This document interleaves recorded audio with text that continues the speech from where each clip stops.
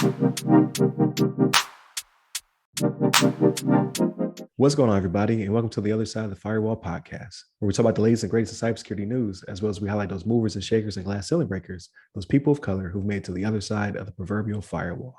My name is Ryan Williams, and as always, I'm joined by Shannon What's up? What's up? and LeVon Maynard.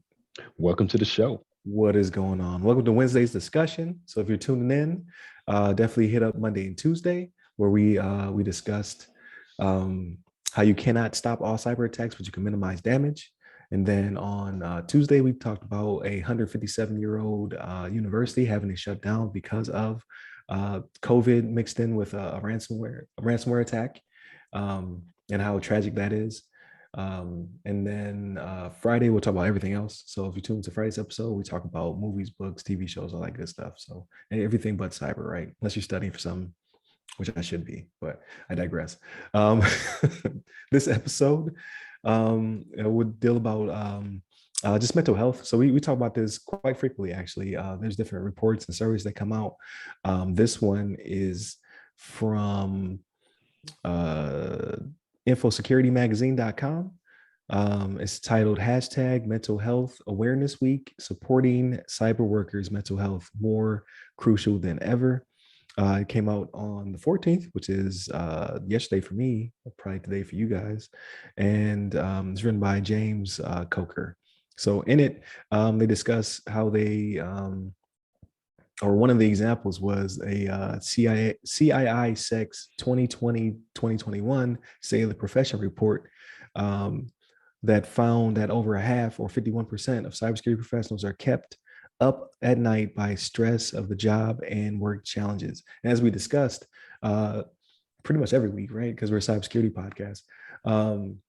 This job does not stop, right? So not to scare people off from it, but and when we talked about the university, every 11 seconds there's a reported cyber attack, right? So that's ransomware, that's DDoS attacks, that's you name it, right? Where people exfiltrating data, people defacing websites, anything you could think of is being done on a daily reoccurring basis. And then you have professionals who are here to clean up the mess, minimize the damage, all that good stuff.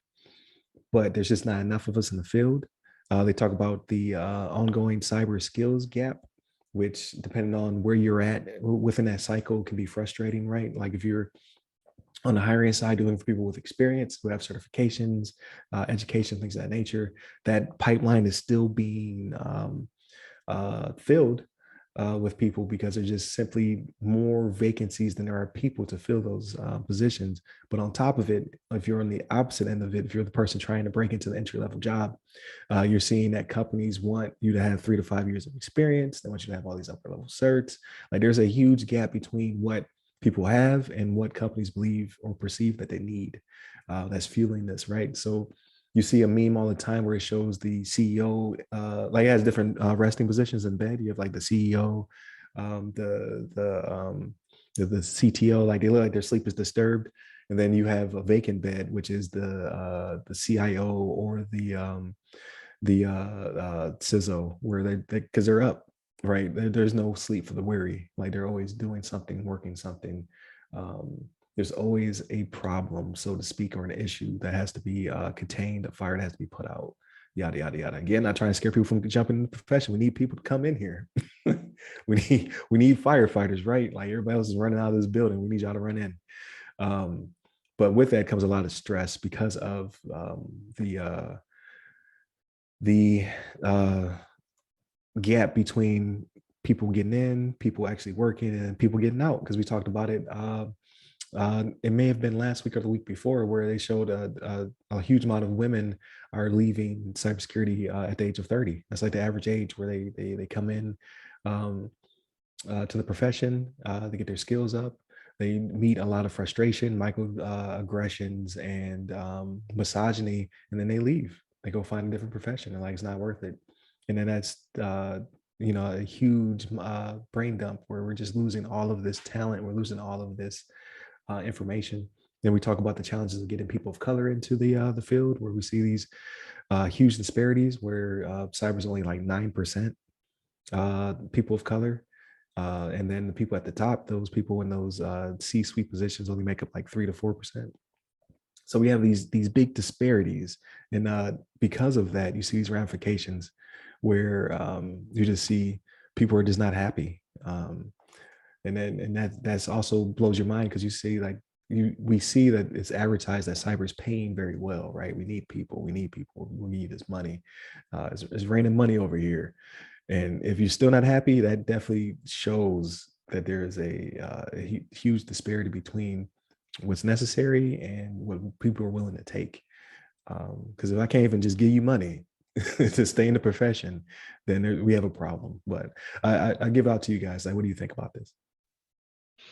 Yeah, I was going to say, I think I mean, you covered it very well. I know we talked about this a little bit before on a different show, but just like you described, it's kind of like I think cybersecurity individuals sometimes are like maybe like the unsung heroes, so to speak. They kind of they do the job, they do the stuff in the background, maybe protect a lot of stuff you don't realize. Only time you really pay attention to cybersecurity individuals when something breaks, something gets hacked, and then you're starting to point the finger at like who messed up, how come we didn't see this coming, or how come we didn't respond quick enough. But cybersecurity individuals are doing a lot of things in the background, updating, patching, and securing their different areas of responsibility. So it's like it's only when something, like I said, only when something goes wrong, you really take note. And I think I was thinking about it as you were talking as well, Ryan, that maybe you can kind of compare it to maybe like a superhero that like saves the day, but then then you have people in the background that are like that get hurt in a situation where the superhero should have been there, and then they kind of like, where was the superhero when I needed them? And it's kind of like that situation with the cybersecurity where like you start blaming the cybersecurity individuals when stuff starts getting hacked, even though they're doing all this other stuff in the background that's like protecting all these other people, all these other devices that you don't really hear about. But yeah, it's just something that I don't know. It's a stressful position. I'm not a dedicated cyber individual, but I can relate, or I can understand how that would feel, being in that position and having a lot of weight on your shoulders, and especially if maybe you don't have like the workforce behind you to support you. You don't have a lot of teammates that are maybe qualified, or not, maybe don't just have a bunch of empty roles in your job that are unfilled, and you're kind of working overtime to try to manage what you're dealt with, and what you have in front of you. So it can be a stressful job, I can imagine. And I think it takes a special individual that's really like kind of gung ho about that. It really wants to. It's almost like, I don't know. Maybe you might compare it to like a mindset of somebody that's like even like a security guard, or like a police officer or something like that. That you're really like, you're proud to like defend, defend against evil doers, or whatever you want to call it. I don't know, but I think it takes a special person to kind of fill that role. But I'll turn it over to you, Shannon. What do you think about this one? Well, Spider-Man says everybody gets one, right? That's how it works. But so Ryan, something that you hit on, right? Like with the women, the article we had before that we went over, I think it was 2 weeks ago, about the women that were leaving at age 30. That was something that actually brought up in the CISEC report. Not that they were leaving, but that 81% of the respondents were male. You know what I mean? So like that really is telling, you know what I mean, that you have such a high disparity, you know what I mean, between the sexes. That's very interesting. But yeah, it does kind of go hand in hand what we were talking about before. But yeah, this is a little odd to me. So like one of the things they found in that CISEC study, right, was 47% of respondents work 41 plus hours a week, with some working up to 90. So this is what this makes me think, right? And this is something that I brought up before, is whether or not we know cybersecurity positions are in demand out there, right? Like it's something like 500,000 needed in the next 5 years, or whatever it is. It's like a crazy high number. But are people just saying that? Are they thinking that their departments are full? You know what I mean? Like if you have people that are working that much, I mean, we know the attacks are happening, right? So you can't sit there and say, okay, we can make this happen with 3 people or whatever, right? Then you got 3 people that are all responding whenever there's an incident, right? Because I think to myself, I'm like, well, if someone has to wake up in the middle of the night to take care of something, or if your whole department does, your department's just not large enough, right? Like you should Right. have some type of rotating schedule of, okay, you're on call for this time, you're on call for this time, and everybody knows when it is, right? Yeah. So maybe people can sleep a little bit easier. Now, I'm not saying that can always be the case, but Right. I think that goes back to something that Mike said at the when we had him on the show. Was that last week or the week before? yeah, Time is a flat circle. But what he was stating was that he's not even getting the candidates. They're not making it through the ATS system, like the automated. I forget what it stands for off the top of my head, but like they can't even get past the robot to get to a human being to then be interviewed and potentially brought into the department. So departments are like bleeding people, but they're not getting people in, which is crazy. and also what you're talking about with the experience, right? Like every job wants experience. If every job wants experience, how does anybody start out, right? We can't all have 3 to 5 Yeah, years. you got to have 20 years of experience before you even graduate college. Like what?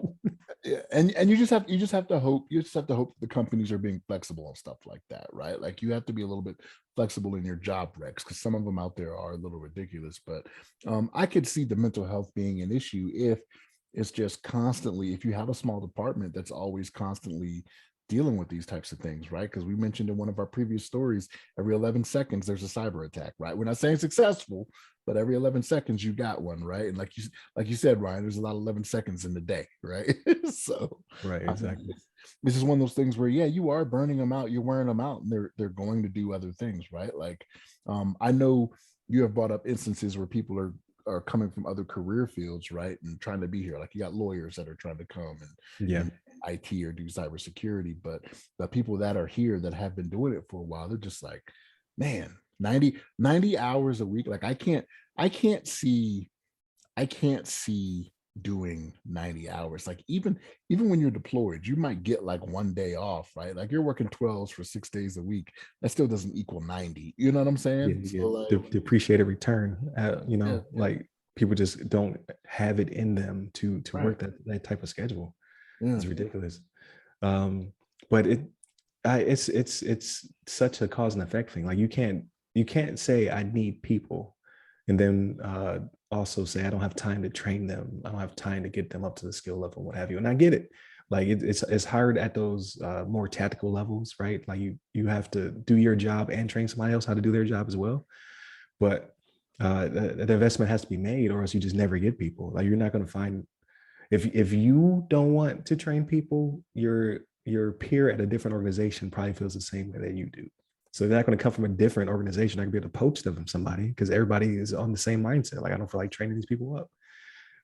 And people want to get in because they want to do something different. They're excited. They're energized. Like those are the people you want on the team. But then you're gatekeeping. Like, but I don't want you. You know what I mean? I want him or her with the 3 years of experience. Like that's not the way it works, unfortunately. Like they're gonna have to start being way more flexible with their requirements in order to pull in enough people to then, get them spun up and get them where they need to be. And COVID hurt it a little bit too, right? So like people weren't going out to classes as much, right?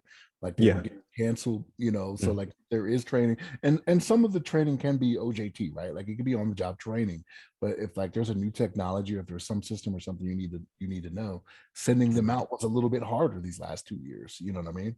Whether it was canceled or it was a matter of some people can't learn just sitting at home doing a virtual learning session. They got to be somewhere hands on. Yeah, more hands-on. So that's just how it is. So that hurt a little bit too. So hopefully with us, coming out of the worst part, which seems to be the worst part of COVID, like that'll all change, right? Like classes starting back up again, maybe in person, so that could help some. Yeah, you can even onboard these people to do more remedial tasks. Like I hate to call it remedial tasks because it's such a disparaging term. Less experienced. Yeah. Yeah. To get in the foot in the door. Because like what did Log4j or Log4j, however you want to pronounce it, show us? Like we don't even know what is on our assets, and we don't even know what assets we have in the organization. So like they're scrambling building Excel sheets like, oh, am I vulnerable here? Like, what does this device do? Like, why do we need this device? What OS is this device on? That could have been somebody's job this whole time, right? So now we're taking you, a very experienced person on the team, and having to pull you down to do something that requires a little less experience in order to do an audit to see if what does our attack surface look like? This could have been somebody's job. You know what I mean? Like this could be them working their way up the rung. So I don't know. Like there's a balancing act that needs to be done. I'm not in a position to make those type of calls and what have you, but you can see it from the outside looking in. Like you're like, but you said you need people. You're like, but yeah, but I need experienced people. Like, no, where are they getting this experience from? You know what I mean? Like this person could have been that savior in the asset management office that was like, no, I have a list. I know exactly what we have, what OSs we're on, and where we're vulnerable at. And that's a learning experience for not only them, but higher ups in the organization as well. Like, oh man, like I'm so glad we had, Jim or Jane or whomever here to collect that data for us. Like now they can move up and they can, you know what I mean? But we'll see. Like the government is doing their best to get more people in. You have the top three organizations. They're building pipelines. They're putting campuses on in areas where people of color are mainly going to school. Like the pipeline is going to be full. We're just it's there's a squeeze right now. So I think until given another 3 to 5 years, like, which sucks because that 51% is going to be 75% by then. But then you're going to get people. You know what I mean? You're going to have more people than you can handle with more experience than we're used to. So there is a silver lining, like, but that weight is going to be rough. So I'm just put that out there. But with that being said, I'll go ahead and land this plane. It's always a great discussion. Hopefully, if this is the first episode you listen to this week, go back and listen to Monday and Tuesday. Some really good topics, and then go ahead and listen to Friday. We talk about all the other things, right? That's how we decompress. So we're not in the 51% people who are super stressed out, right? But definitely hit up all of our social medias. They all go by our name. I now post on TikTok, so be on the lookout for that as well. And hit me up personally. I'm at RY Security Guy. That's RY Security Guy. I am on Clubhouse, LinkedIn, TikTok, and Twitter. And you, LeVon? You hit me up on the Twitters at LeVon Maynard. There it is. Stay safe, stay secure. Take care.